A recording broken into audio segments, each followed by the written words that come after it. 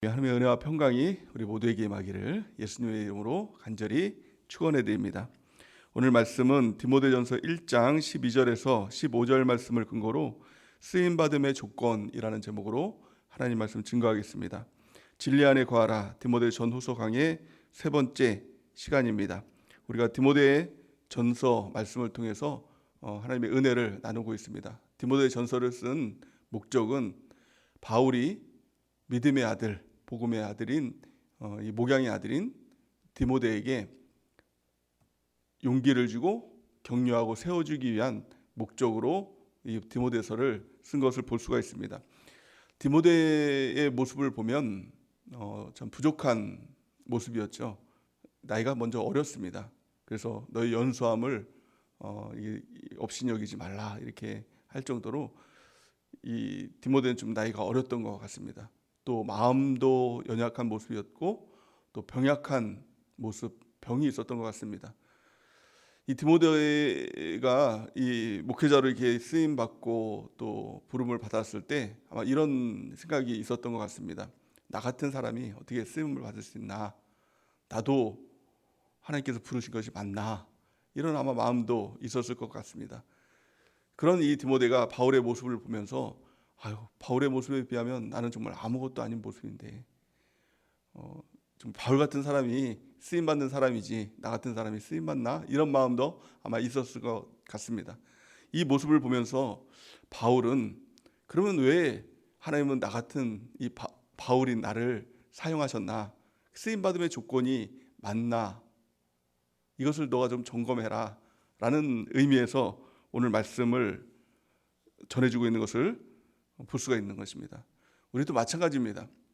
교회 안에서 여러분들이 아마 셀장으로나 또 여러 가지 모습으로 부름을 받았다면 처음에는 이제 하라고 했으니 아멘 내가 순종합니다 라고 이렇게 시작을 했지만 또 어느 순간에서는 내가 정말 쓰임 받는 거 맞나? 나는 정말 나이도 많고 어떻게 보면 또 나이도 어리기도 하고 나는 약하기도 하고 또 병도 있기도 하고 마음도 이렇게 여리고 한데 또 어떤 일만 있으면 깜짝깜짝 놀래고 또 불안해하기도 하고 주저앉기도 하고 또 때로는 나의 이 성질 때문에 또 성질이 못돼가지고 또 다른 사람 상처도 주기도 하는데 내가 정말 쓰임받는 사람이 맞나라는 마음이 들 때가 있죠. 뭐 저만 그런가요? 저만 이런 생각들을 하는 건가요? 아닐 것입니다. 여러분도 아마 그런 생각들을 종종 가질 때가 있을 겁니다. 저도 마찬가지입니다. 저도 목회자로 하나님께서 부르셨다라고 하지만 때로는 어떤 일들 가운데 상황 가운데 여전히 무너지고 있는 나의 모습들을 보면서 정말 내가 정말 쓰임 받을 만한 조건이 되나 이런 생각도 들 때가 있습니다. 근데 오늘 말씀을 통해서 그러면 바울이 어떤 사람을 쓰는가, 하나님께서 쓰임 받음의 조건이 뭔가라는 것들을 가르쳐주고 있는 것을 볼 수가 있는 것이죠. 이 모습을 보면서 나는 정말 쓰임 받음의 조건이 되는가 좀 점검하고 살펴보고 그리고 우리가 바른 하나님께 쓰임 받는 주의 종이 되는 은혜가 넘치기를 바랍니다.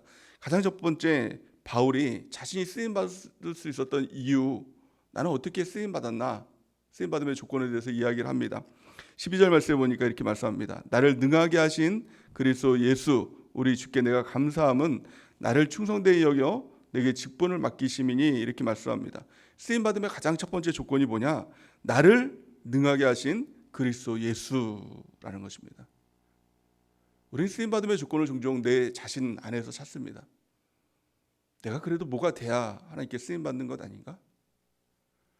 내 안에서 무엇인가 그래도 뭔가 좀 건더기가 있어야 이것 정도는 있어야 내가 좀 쓰임받음의 조건이 되지 않나? 자꾸 내 안에서 쓰임받음의 조건을 찾으려고 합니다. 하지만 바울은 그게 아니라 나를 능하게 하신 예수 그리스도, 그것이 쓰임받음의 유일한 조건이라고 말씀하고 있습니다. 여기서 능하게 하신이라고 할 때 능하게 하다라는 말을 헬라어로 보면 엔디 나오모 이렇게 얘기합니다. 이 뜻은 강하게 하신다는 겁니다. 하나님께서 나를 부르시고 나를 쓰시고 나를 능하게 하시고 나를 강하게 하신다는 겁니다. 내가 강해서 강한 것이 아니라 내가 능해서 능한 것이 아니라 내가 능력이 있어서 능력이 있는 것이 아니라 하나님께서 강하게 하시고 하나님께서 능력을 주시고 하나님께서 능하게 하신다. 하나님이 하신다는 겁니다. 결국은 내가 하는 것이 아니라 하나님께서 하신다라고 바울은 이야기하고 있는 것이죠. 빌립보서 4장 13절 말씀을 같이 한번 읽어보겠습니다.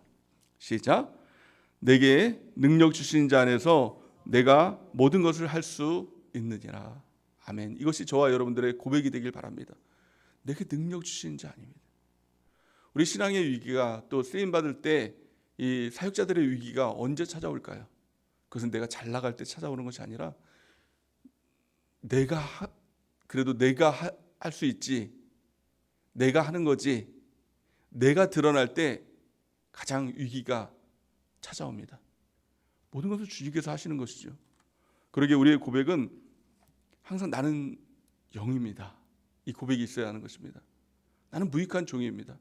하나님께서 다 하십니다. 라는 고백이 있을 때 쓰임받을 수 있는 것입니다. 하나님은 강한 자를 붙들어 사용하지 않습니다. 항상 약한 자를 붙들어 사용하시는 것입니다. 그러게 우리의 약함이 얼마나 하나님께 쓰임받음의 조건이 될까요? 하나님은 내가 뭔가 할 수 있습니다. 절대 사용하지 않습니다. 모세가 이 40년간 그 왕궁에 있을 때 뭔가 자신이 뭔가 할 수 있다라고 여겼을 때는 하나님께서는 그를 사용하지 않으셨죠. 그리고 40년의 기간 이후에 살인자의 이 신세로 도피하였을 때 광야에서 40년간 정말 아무것도 사람도 만나지 못하고 양만 만나고 있을 때 정말 나는 이제 혀가 둔해서 나는 말도 못하는 사람입니다. 이런 지경이 됐을 때 하나님이 80세에 그를 부르죠. 떨기나무 아래서. 그리고 그에게 사명을 주죠.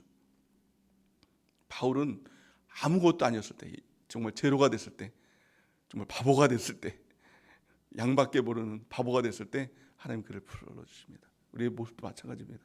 내가 뭔가 할 수 있을 때, 그래도 내가 좀 할 수 있지, 이건 아직 쓰임받을 때가 아닙니다. 나는 정말 아무것도 아닙니다. 나는 영입니다. 이 고백이 있을 때 하나님께서 사용하시는 것이죠. 그리고 전적으로 하나님을 의지할 때 하나님의 능하신 오른손으로 우리를 사용하시는 것입니다. 우리가 쓰임받는 것은 내가 하는 것이 아니라 하나님께서 하시는 것입니다. 하나님에 의해서 도구로 쓰임받는 것입니다. 그리고 우리의 연약함을 하나님께 드러내길 바랍니다. 하나님께 드리길 바랍니다. 나는 할 수 없지만 주님께서 하십니다. 라는 고백이죠. 저도 참 이런 고백을 하면 이런 고백을 합니다. 제가 이렇게 강단에서 설교를 하고 있잖아요. 근데 이게 참 저는 기적 중에 기적입니다. 저는 이렇게 할 수 있는 사람이 아니거든요.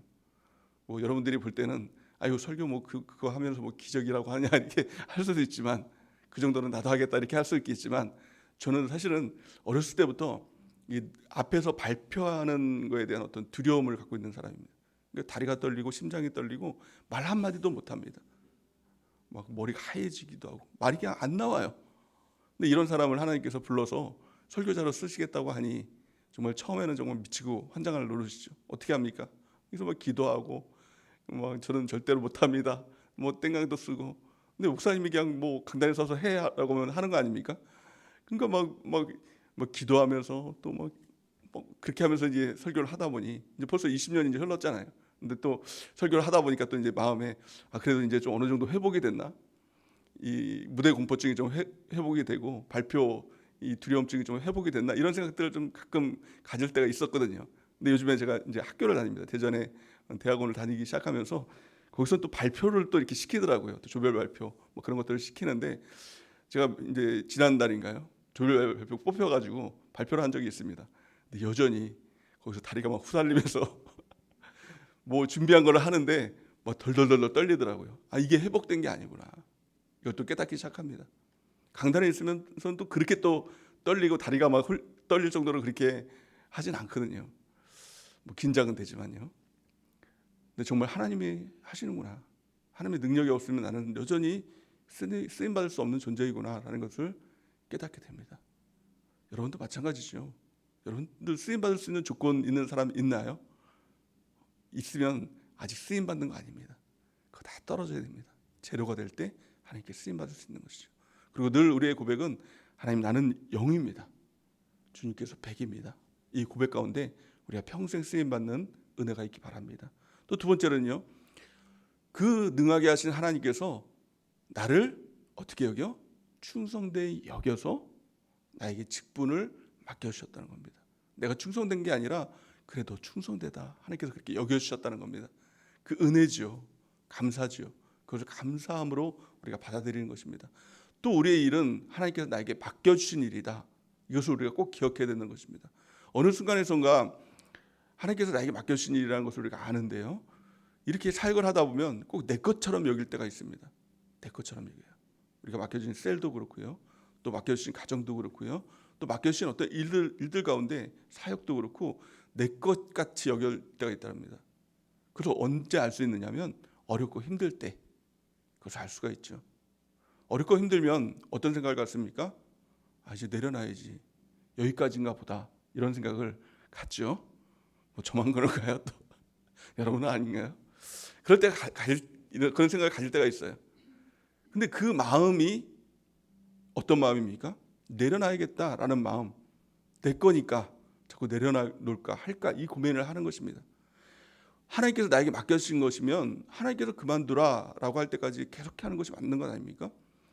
제가 이제 20년 사역한 지가 20년이 됐습니다. 20년 사역하다 보니까 이제 여러 종류의 사역자들을 이제 만나기도 하고 또 헤어지기도 하고 떠나기도 하고 그렇게 합니다. 또 종종 이제 사역자들이 저에게 이렇게 상담을 요청할 때가 있죠. 목사님, 좀 시간 되십니까? 하면 이제 저는 철렁하죠. 이건 이제 그만두려고 하나 보다. 근데 거의 그럴 때가 이제 많습니다. 이제 상담하면은 목사님, 이제 저는 여기까지인가 봅니다. 이제 전수사님들이 있을 때, 전수사님이 있을 때, 목사님, 이제 저는 여기까지인가 봅니다. 저는 너무 힘들어서 이제 사역을 내려놔야 할 것 같습니다. 이제 그렇게 이야기를 합니다. 그러면 저는 꼭 이렇게 물어봅니다. 전수사님은 우리 교회 올 때 전수사님이 스스로 자원해서 온 겁니까? 아니면 하나님께서 소명 주셔서 온 겁니까? 라고 이렇게 물어봅니다. 그러면 100% 소명 주셔서 온 거라고 이야기를 합니다. 왜 그러느냐? 우리 교회 올 때는 소명 간증문을 씁니다. 그래서 이제 하나님께서 보내셔서 왔다고 이제 쓰죠. 그걸 제가 가지고 있습니다. 그러니까 이제 거짓말을 못 하는 거죠. 둘 중에 하나는 거짓말 아닙니까? 자기가 스스로 왔다라고 하면 그러면 그때 거짓말한 거 아닙니까? 이게 되는 거잖아요. 그러니까 이제 외통수에 걸린 거죠. 그러니까 이 얘기를 합니다. 하나님께서 보내셔서 왔죠. 소명 주셔서 왔죠. 그러면 지금 그만두는 거는 하나님께서 그만두라고 해서 그만두는 겁니까? 아니면 전사님이 힘들어서 그만두는 겁니까? 이렇게 하면 제가 너무 힘들어서요, 이렇게 얘기를 합니다. 그러면 맞지 않잖아요. 하나님께서 세우시고 오라고 해서 왔으면 하나님의 일인데 왜 전사님이 마음대로 하나님의 일을 버리려고 합니까? 라고 하면 그러네요. 계속합니다. 지금까지 계속 사역하고 있는 부목사님들이 있는 거죠. 근데 지금 막 이렇게 얘기를 하면 그때 그렇게 얘기해 주셔서 또 감사하다고 또 이야기를 합니다. 근데 그게 뭐 맞는 말이잖아요. 그렇잖아요. 여러분도 마찬가지입니다. 여러분들이 사역하는 것을 가만히 한번 생각해 보세요. 여러분들이 사역하는 것은 여러분이 하고 싶어서 마음대로 하는 겁니까? 아니면 소명받아서 하나님께서 하라고 해서 하는 겁니까? 목사님을 통해서 뭐 부르심을 받을 수도 있겠죠. 하지만 그것은 하나님께서 목사님을 통해서 여러분을 부르신 것이죠. 소명의 자리로, 사역의 자리로 부르신 것입니다. 그러기 그것은 내 일이 아닙니다. 하나님께서 나를 충성되이 여겨서 맡겨주신 일인 것입니다. 그러니까 하나님의 일이기 때문에, 내 일이 아니기 때문에 더 하나님의 일답게 우리가 그 일을 잘 해나가야 되겠죠. 때로는 힘들 때도 있습니다. 내려놓고 싶을 때도 있습니다. 그럴 때 우리 하나님 앞에 엎드려야 되겠죠. 하나님, 제가 너무 힘듭니다. 너무 힘들면 이렇게 기도하세요. 하나님께서 좀 내려놓게 해주세요. 하나님께서 좀 저를 잘라주세요. 이렇게 기도하세요. 저도 그렇게 기도했던 적이 말이 막 꼬이네요. 제 고백을 하려고 했더니 그렇게 기도했던 적도 있습니다. 아주 어렸을 때죠. 10년 정도 됐나요? 근데 하나님께서 계속 붙들고 사용하시더라고요. 약하지만, 부족하지만. 왜냐하면 나같이 약한 자가 이게 쓰임 받아야 하나님의 능력이 나타나잖아요. 그렇지 않습니까? 내가 잘난 자를 쓰면 내가 잘나서 하는 것이 하나님께서 능력 주시는지 모르잖아요. 그러니까 하나님께서 나같이 약한 자, 여러분 같이 약한 자, 뭐 비하하는 건 아닙니다. 약한 자를 붙들어서 사용하시는 겁니다. 높게 하나님만큼 사용하십니다. 그럼 하나님의 영광이 드러나지 않습니까? 그러게 우리는 그것을 바라보면서 내가 잘나서 하는 것이 아니라 나는 영이고 나는 부족하지만 하나님께서 하십니다. 하나님의 능하신 손이 나를 쓰십니다. 라는 이 고백 가운데 감사하며 하나님만을 의지하며 우리가 나가는 것, 이것이 쓰임받음의 첫 번째 조건인 것입니다. 두 번째 쓰임받음의 조건이 무엇입니까? 그것이 바로 하나님의 은혜다. 전적인 하나님의 은혜다. 이것을 바울은 고백하고 있습니다.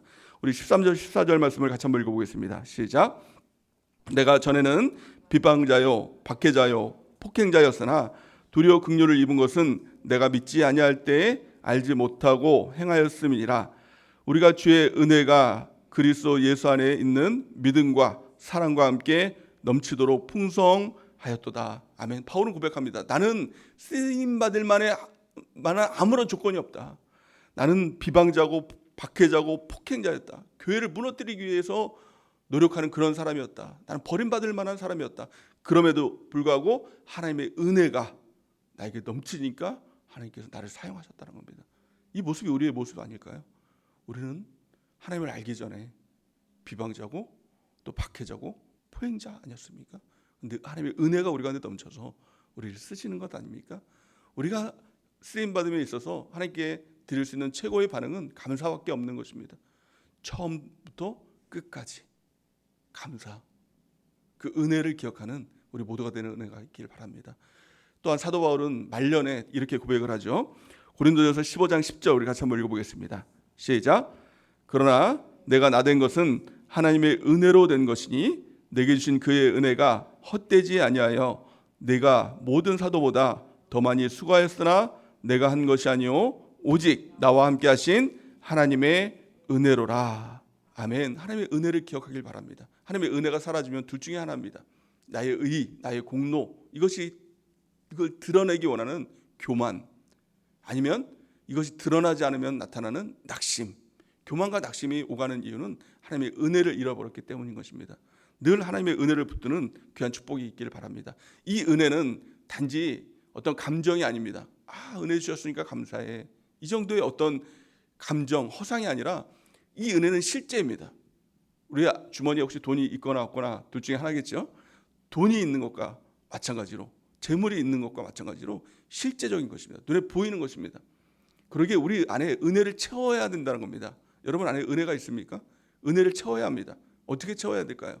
가장 첫 번째는 히브리서 4장 16절 말씀을 같이 한번 읽어보겠습니다. 시작. 그러므로 우리는 긍휼하심을 받고 때를 따라 돕는 은혜를 얻기 위하여 은혜의 보좌 앞에 담대히 나아갈 것이니라. 아멘. 은혜를 공급받는 일에 힘을 써야 된다는 것입니다.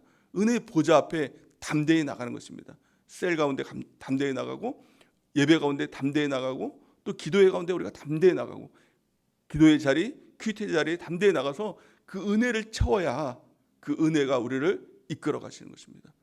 은혜가 헛되지 않은 것입니다. 두 번째 중요한 것은 우리의 태도입니다. 하나님의 은혜를 받는 태도가 있다는 겁니다. 그 태도가 바로 자기 부인입니다. 오늘 본 말씀을 보니까 15절 말씀 같이 한번 읽어보겠습니다. 시작. mit보다 모든 사람이 받을 만한 이 말이여 그리스도 예수께서 죄인을 구원하시려고 세상에 임하셨도다 하였도다. 죄인 중에 내가 괴수니라. 아멘. 이게 다 바울의 고백이에요. 바울이 뭘 그렇게 죄를 많이 졌겠습니까? 하지만 하나님의 은혜 앞에 선, 하나님 앞에 선 그의 모습은 내가 죄인 중에 괴수입니다. 이 고백밖에 안 나오는 것입니다. 하나님을 실제로 만나면 어떻습니까? 마냥 좋을 것 같습니까? 아닙니다. 그 빛이 비춰져서 나의 모습이 여전히 드러나게 됩니다. 내가 죄인 중에 괴수입니다. 누구의 고백일까요? 하나님을 실제로 만난 사람의 고백입니다. 베드로가 예수님을 메시아로 만났을 때 뭐라고 고백합니까? 내가 죄인이로서이다. 주여 나를 떠나소서 이렇게 고백합니다. 주님 앞에 서면 죄인 중에 괴수인 나의 모습이 보입니다. 이게 바로 은혜 받을 만한 모습인 것입니다. 이게 바로 자기 부인입니다. 예수님은 이렇게 말씀하십니다. 마태복음 16장 24절 우리 같이 한번 읽어보겠습니다. 시작. 이에 예수께서 제자들에게 이르시되 누구든지 나를 따라오려거든 자기를 부인하고 자기 십자가를 지고 나를 따를 것이니라. 아멘. 누구든지 예수님을 따르기 위해서는 자기를 부인해야 된다는 것입니다. 자기 부인은 자기 비하가 아닙니다. 나는 못됐어. 나는 못났어. 나는 죄인이야. 이게 아닙니다. 이 자기 부인을 하기 위해서 반드시 필요한 것은 날마다 십자가 앞에 서는 겁니다. 십자가 앞에 서면 자기 부인이 됩니다. 자기 부인을 하는 게 아니라 될 수밖에 없는 것입니다.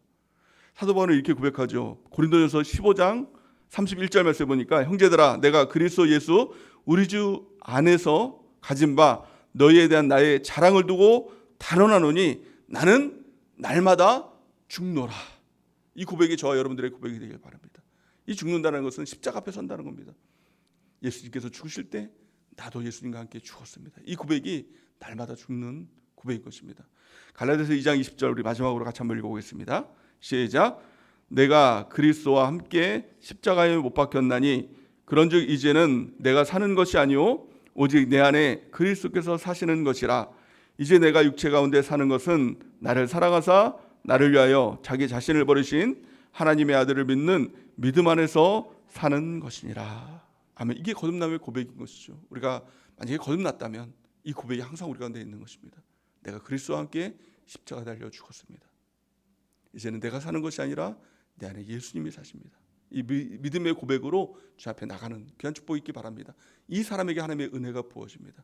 이 은혜를 통해서 우리가 끝까지 쓰임받게 되는 것입니다. 하나님의 능하신 손 아래 우리가 영원히 끝까지 쓰임받는 주님의 종되는 은혜가 넘치기를 예수님의 이름으로 간절히 축원해야 됩니다. 이제 우리 하나님 앞에